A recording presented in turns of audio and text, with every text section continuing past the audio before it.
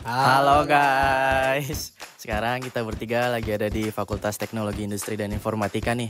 Sekarang kita mau nanya-nanya sama mahasiswa teknik seputar pembuatan website dan project IT.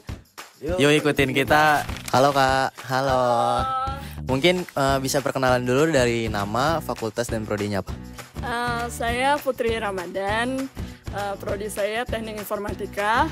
Nama saya Muhammad Ilham Abdul Mufid dari Prodi Teknik Informatika. Saya biasa dipanggil Roman, saya dari Fakultas Teknik dan prodi saya Teknik Informatika. Di sini aku izin tanya-tanya sedikit ya kak. Boleh. Kalau kakak disuruh bikin website sederhana, kira-kira mulainya harus dari mana sih kak? Kalau membuat website sederhana itu kan pasti harusnya yang pertama itu harus bisa paham bahasa pemrograman. Yang kedua itu harus bisa menganalisa bagaimana caranya itu bahasa program tersebut supaya tidak salah di hasilnya gitu. Nah, mulainya itu dari idenya apa dulu. Setelah ide kita tahu nih, kita harus bikin alurnya seperti flowchart dan lain-lain. Lalu kita cari teknologi yang kita pakai, misalnya Node.js atau Python atau yang lainnya. Mungkin buat orang yang baru mau mulai belajar website tuh bisa belajar dari HTML-nya dulu, itu yang paling simpelnya.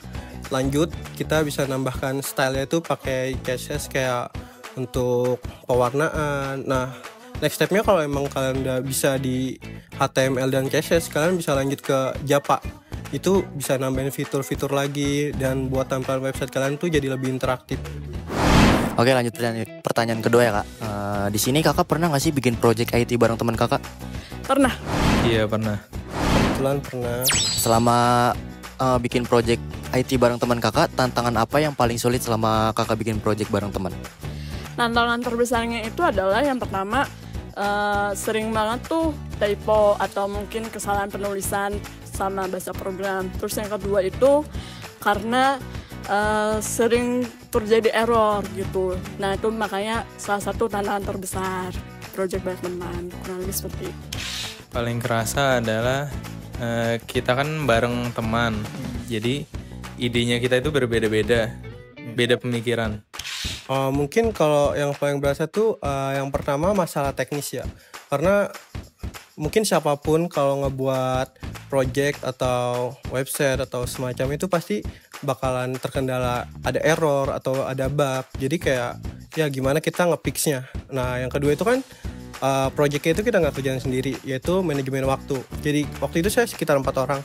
Jadi kita 4 orang yang berbeda hidupnya, kayak waktunya dipakainya juga berbeda-beda. Jadi kayak harus bisa menyesuaikan itu buat ngerjain bareng. Sama paling terakhir tuh pemahamannya ya. Jadi kayak tiap orang kan pemahamannya tuh beda-beda dan kemampuannya beda-beda. Jadi itu juga yang harus disesuaikan. Oke, mungkin itu aja sih.